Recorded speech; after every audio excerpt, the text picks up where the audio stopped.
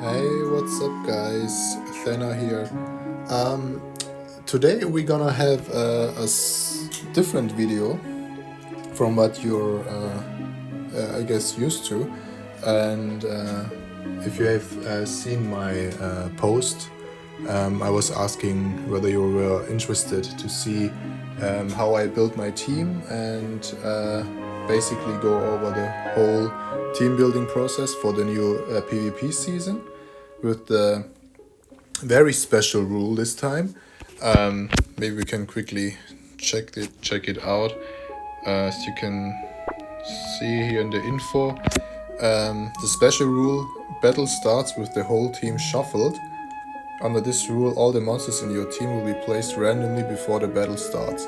And the special thing is that this rule also applies for the rank PvP. So this is gonna create some sort of RNG dynamic that hasn't been there before. And there are quite a lot of limitations as well. Because just from my first impression, it looks like, I mean, it's always this case, but standalone monsters, which what do I mean with standalone? So basically monsters where you don't need any sort of synergy with other monsters or any sort of setup or stuff like that are very strong in this, because for those monsters it doesn't really matter in which position they are, so whether they are in the front line or in the back or whenever. And in most cases it is those strong mythic monsters that tick all those boxes, but there are quite a few limited. Of course, there are a lot of mythics right now, so I guess the people who have like 20 awakened mythics can still build a very strong team. But we just go over what we have, and hopefully this can also provide you some insights as to how you can build your team, even if you do not have all the monsters available that I have. So let's jump right into it. So I have a fresh team here. So the first thing that comes to my mind when I think of shuffled positions is that it is really bad to have monsters that use catapult or like any sort of throw or sacrifice last monster thing, because generally what you would do without the shuffling is that you put like this 0 cost or 1 cost things in the end, so you can basically throw them away literally. This is not the case with the shuffling. That's why the throw monsters like the Geoceron, like this Earth Unicorn, for instance. Where is it? Like this guy. He has the sacrificial gallop, which sacrifices the last monster. It's not that great in this rule, so we can get rid of all these monsters. And then also monsters that have entrance skills, like Soap King, for instance. It's not that great because if he's put in the front line by random, then he's not that great, so he lives from his entrance. So I will also avoid these monsters. And generally also something like Moku, for instance, is not that great, because if he's also not very good if he's in the front line, for instance, or any other place other than the last monster, basically. So this is generally my thought process, how to move on there. So what I want to focus first is to see what kind of mythics I can actually use that are standalone really strong. And the first one is of course Camilla, because she's just a beast, as well as Momo. She's always good. Suikenchi is also very good, but he's limited to 1, so I will put him in here for now, but let's see which one of the limited ones I will actually run. The God Bird is actually something that can work or cannot work.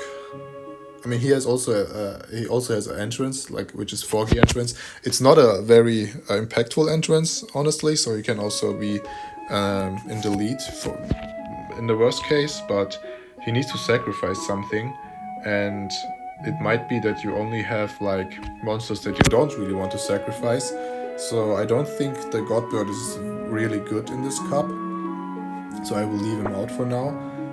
Harlequin is interesting because I generally have him as my closer, because he's really good if you have him as a last monster and summon a bunch of bronze shells. I'm not sure whether he can work also possibly in the front line or not. I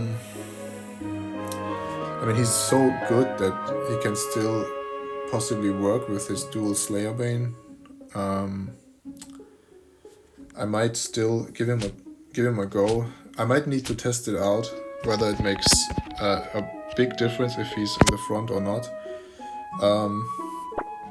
Also, this guy Chronozillion, this is actually free to play or easy to get, I guess, without hatching. So this might be a good option for you to also run as a very solid sweeper and stand alone basically. And those are all my awakened mythics. All the other ones I don't really have awakened, so I might actually leave them out for now and focus on the legendaries that we have. And the first one that comes to my mind is Doomgoo. I mean, he's limited to 2, but he's really good, so I'm gonna put him in first here. Because he doesn't really need anything else. Like, I mean, it's, of course, he's a lot better if you have like a protector next to him or something to accelerate, so he gets even quicker turns. But even without it, it's a really good monster to basically come back. I'm really, if you know me, I'm a big fan of the Yin Yang Dragon, like Diafeth. However, he requires setup, and you need dark monsters and stuff like that to make him work properly, so I'm gonna leave him out for now. I'm also a big fan of the Panda. The Panda is interesting because he needs something to purify all the time basically, so you can put the opponents to sleep while purifying yourself. However, if you put in quite a few purifiers into your whole team, then the chances are high that he can also have a purifier next to him. So he might be worth it. If you have him, then you can also build a team around him where you can put in a lot of purifiers. For instance, this guy, the Sikion.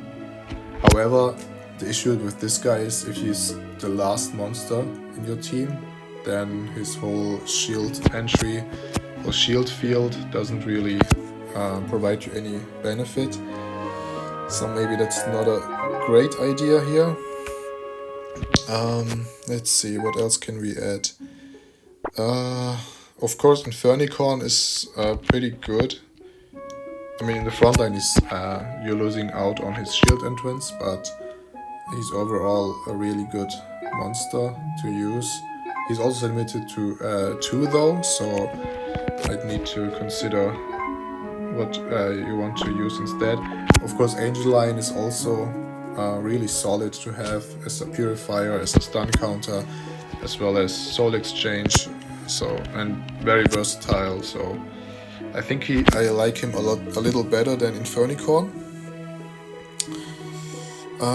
So what else do we have?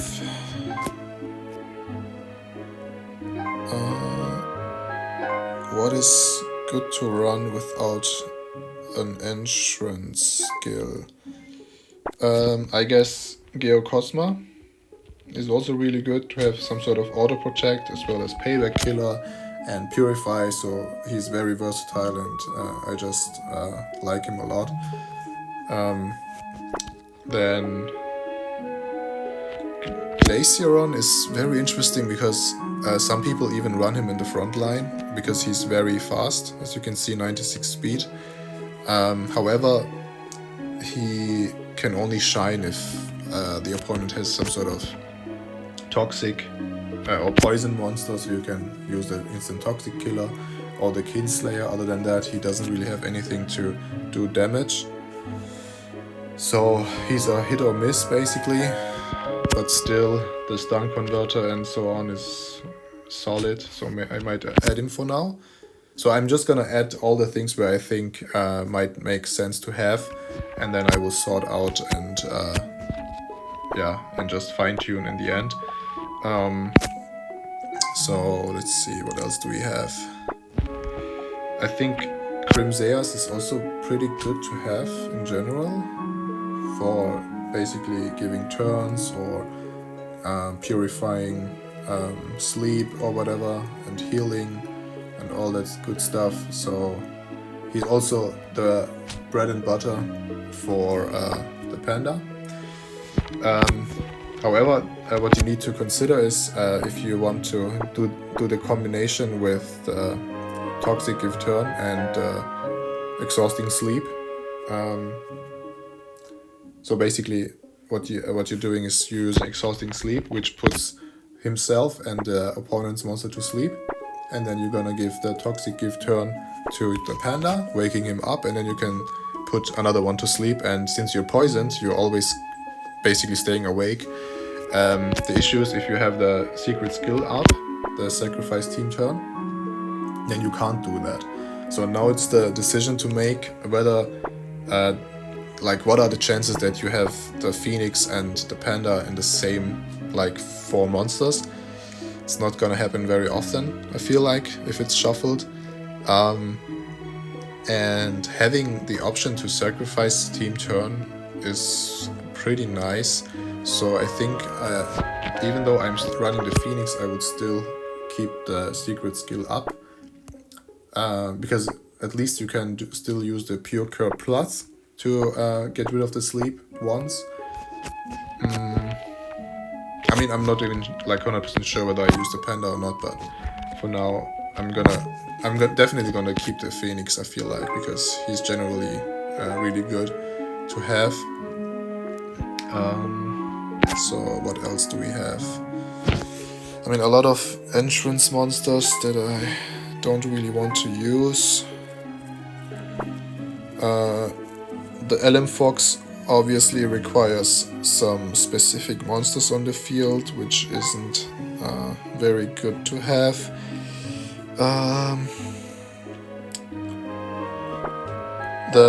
The Montiferno is actually also really good, however he's also limited to 2. Because his entrance, of course, is quite nice to have, the Accelerate entrance. But he can also function as the lead, for instance, because Man-Eater is just a very strong skill against all those mythics, which are human. Also the Tortogeist. So if you don't have Doomgoo, for instance, or Angel Lion, then this guy is also pretty good as a stun. So for Angel Lion you can also run Tortogeist as a stun absorber, or as a damage dealer you can swap out Montiferno for Doomgoo if you don't have Doomgoo. So those are also alternatives. Sanctus deck is pretty interesting because he can be good at any given time, I feel like, with the auto protect, the camouflage, the sleep all, of course. So I might even consider putting him in for now. And what else do we have? I guess Dreadmoth might also be viable. Because he can transform into any given thing basically, and I need to use some lower cost units as well if I want to continue like that, so I might as well put him in. Spectre Fox, of course, as a stun absorbing option, because right now I basically have Momo, I have Angel Lion, and that's it. So I might be quite weak against stunners. of course I have some stun immunes like these two, and also the Glaciaron as well as the Phoenix, but Spectre Fox is generally pretty nice to have. I mean, sure, it can be the case that you are stuck with quite a few Earth monsters and you can't use the Blood Crave because it's a solo Blood Crave. However, this still has Stealth Bane and Stun Killer, and Purifying is also pretty nice. And yeah, and also that it's basically never dying with this haunt thing there, 75%. If I have this as an opponent, I keep it basically never dies. It's pretty annoying, but yeah.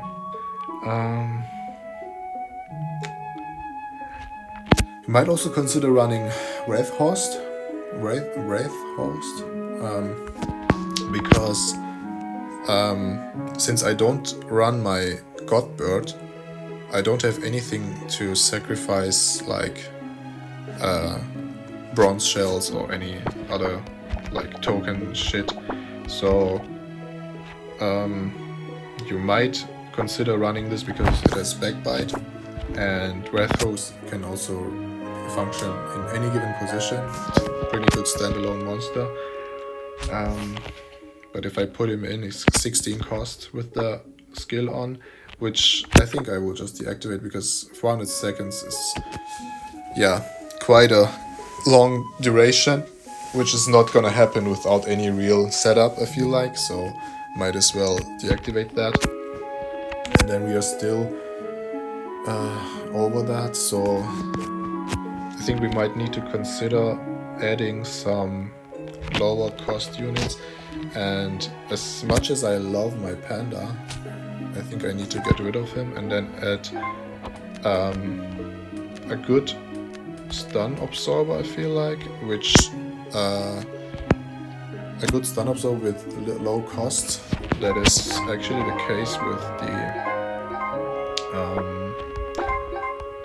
Super Shell. How is it called? Again, this guy. Ah, it's actually called Super Shell, yeah. Of course, I won't most likely be able to use the Union attack, but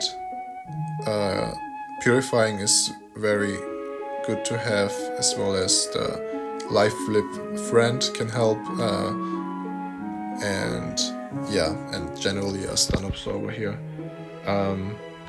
Or if I want to have a stun absorber that is also really nice to have, you can also consider running Blue Meluga, the whale. I mean, he's most optimal if you have a lot of like give turn monsters. Right now I just have my Phoenix to give turns, so therefore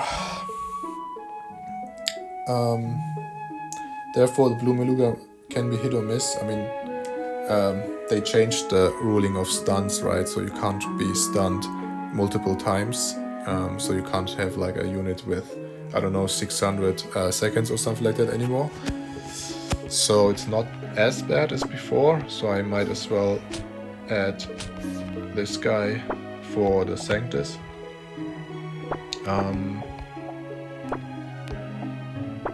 I think I like it a little better like this. Because now I have basically Momo, Angel Lion, Blue Meluga, and Spectre Fox, and also Super Shell. So I have basically 5 quote-unquote absorber of stun, and 5 out of 16. I think that's a pretty good ratio. So the chances are high that you run into one of them in the beginning 4, I feel like. And even if you run into multiples at once, so for instance, if you run into Momo and, I don't know, Blue Meluga together, then it doesn't really doesn't really make it very bad, I feel like. So we have pretty good standalone monsters that are all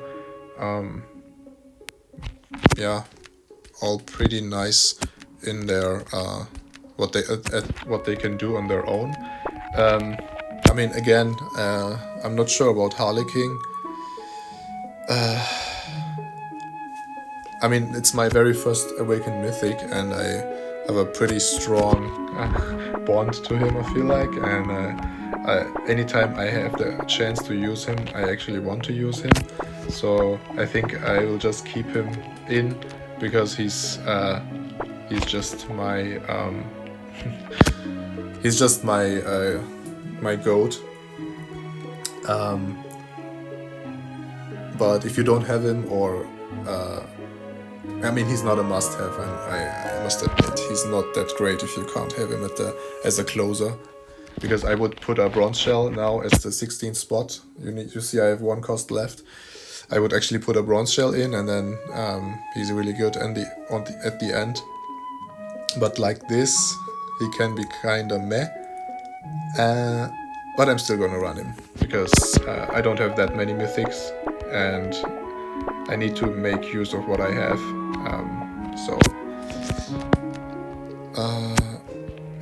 So I think if we go quickly over what we still have at our disposal, the Bundem might be an option if you have him. He's also pretty good because he's very fast, so even if he's not at the lead, he can come into a battle and then quickly get a turn. And what else is really good? I'm just going over some alternatives if you don't have any of those monsters that I have in my team right now. So you can check. I guess the Dolphin might be pretty good, even without the Dolphin Bond. I used to use him a lot in the past, because there were a lot of chrono monsters where you could use Time's Up. I mean, there are still quite a few, but I feel like it has become less than before. What else is really good? Maybe Utopion as a nice stun absorber and healer and stuff like that. But again, you need something to purify, because if he's poisoned, then he's not that great anymore, because he can't use Overwatch. So if you have... So Blue Meluga is generally better than Utopion in that regard. I mean, Utopion would be better than the Super Shell, but I just have him because of the lower costs. What else? I guess Ryzen might be an option if you have him, because he's also... he can be pretty good, especially because opponents can't build their setup where they also always have a stun absorber or a stun counter on the field.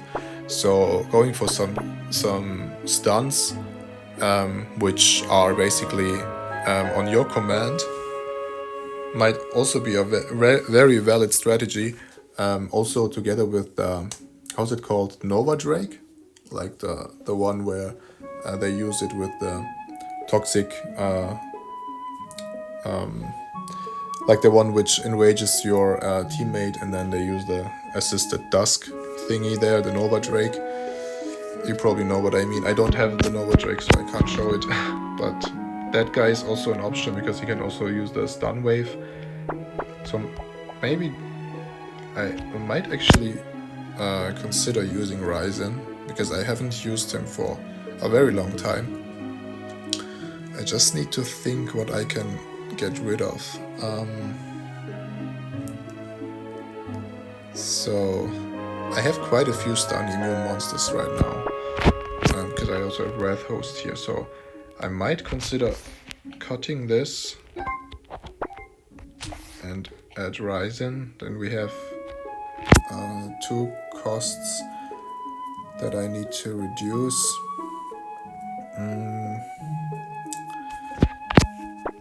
I mean, Glaciaron is a really hit or miss, right? Again, but he also has the stunning charge, so if he's actually not in the lead and gets his stealthy entrance, then you can use stunning charge, and also have some stun pressure on command, basically. And if I remember correctly, the stunning charge also doesn't really count as a stun, so you can always put 100 seconds on whatever monster you want, and it can't also be redirected to other monsters, so protectors don't really like hinder you there.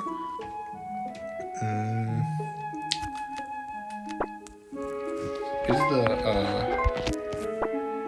this guy, I wanted to check whether he's limited, but he is. So if you have this guy and no other good limited 1 monster, you can also run this instead of the Spectre Fox. I just wanted to check that, whether he's limited or not. So that is out of question now, so we can put back the filter here. So let's see, we have Camilla, Momo, those are for sure in there. Stu Kenshi, yes, because apparently I don't really have any other limited 1 monster, because only mythics are limited, and yeah, as you can see, only the mythics, which I don't even have, awakened. So the only awakened limited 1 mythic is the Godbird and the Suikenshi that I have. And Suikenshi, as I said, is better in this cup than the Godbird. Or is it? I mean, the Godbird can be very deadly, right? If you get a little setup, he becomes basically unkillable, because you can always produce the little birds.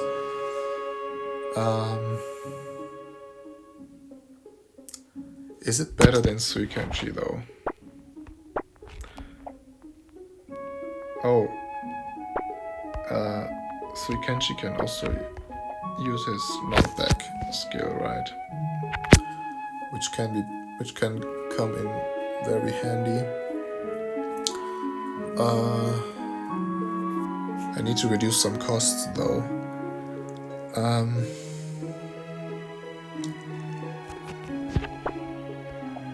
So maybe I will. The Moth I like him a lot because he's very versatile, and I'm pretty sure you guys also have him. So definitely run this guy. It can basically become anything you need in most circumstances. So I don't really want to cut him because, as I said, he's very versatile and can be valid in any given position. I think I'm still gonna get rid of the Glaciaron, and now I have 11 points left. So this means I could add a mythic, an awakened, non-awakened mythic with 11 costs, or I could run a super epic and have 1 point left. And let's see if there's any mythic that is viable that I have not awakened. So I really like Unicera because she's very versatile and very fast. As you can see, 99 speed, even though I don't have any shards. I like to run her quite often. Or we can check what kind of super epics we might run. I mean, the Sky is pretty good, Seraziel, and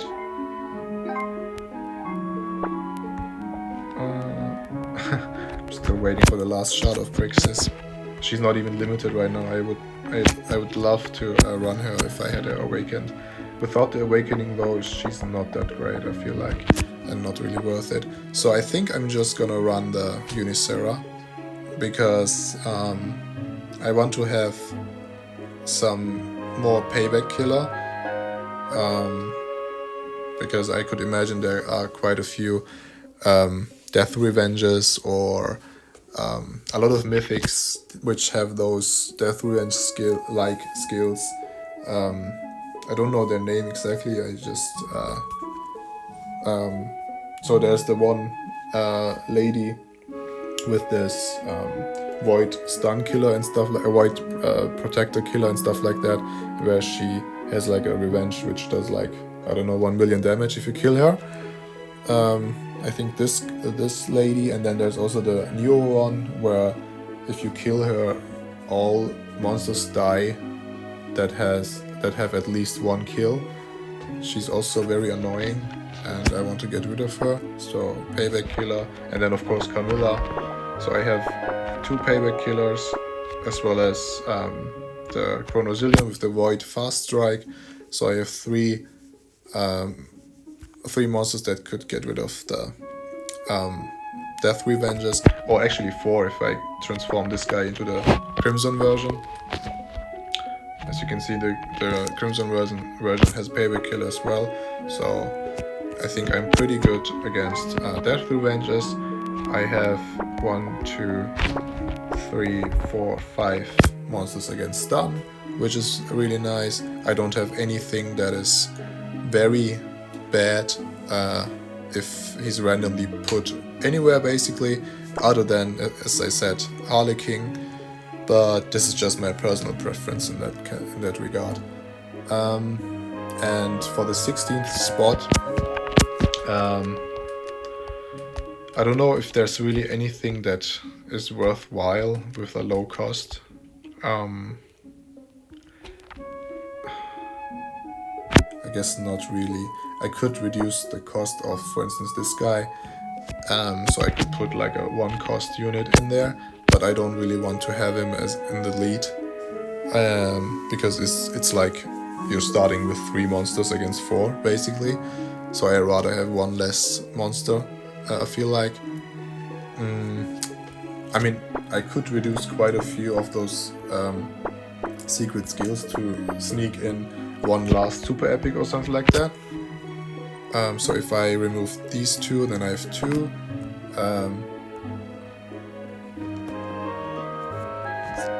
So now my game froze.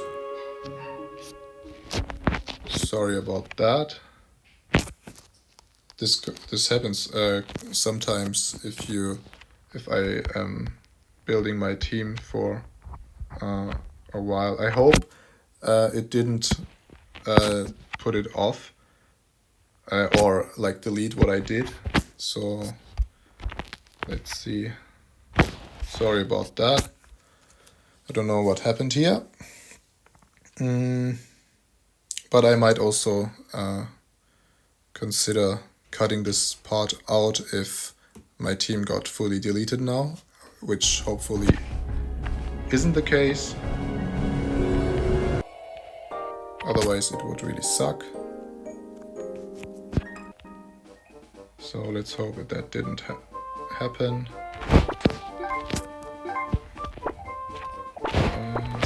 Where is it? Ah, great, okay. Now I can't see the limitations, but it's fine. I mean, this is the team basically. As I was mentioning before, I could have the option to reduce. Oh no, this guy was put in. I didn't have him, right? I had Unicera. Yeah, so now it's fine. If I reduce this guy from 16 to 14 and I have 2, this guy can be reduced and I have 4 left. This guy puts 1 down, so I have 5. Maybe this one, then I have 7. So there's a point to be made whether you want to reduce all those costs to sneak in 1 more super epic, or maybe also reduce the Angel Lion, but I feel like the secret skill of Angel Lion is so good that you can sometimes win a game just because of him. If you steal like a strong mythic or something like that. So yeah, I guess before the video gets any longer, I will basically leave it as it is right now. So I went over all my thought process and how I think that this might be the best team I could possibly build for this. I'm still gonna try out maybe some battles with Harlequin to see how it goes. If I don't like him, then I will probably exchange him to something like the Glacier or something like that. But other than that, I feel like this is the best team I can build. I don't have anything that requires like real setup, no throw units, and no entrance units. And yeah, so if you if you stuck around until the end, thank you for that. And if you enjoyed it, then please don't forget to like and subscribe. And yeah, see you in the next one.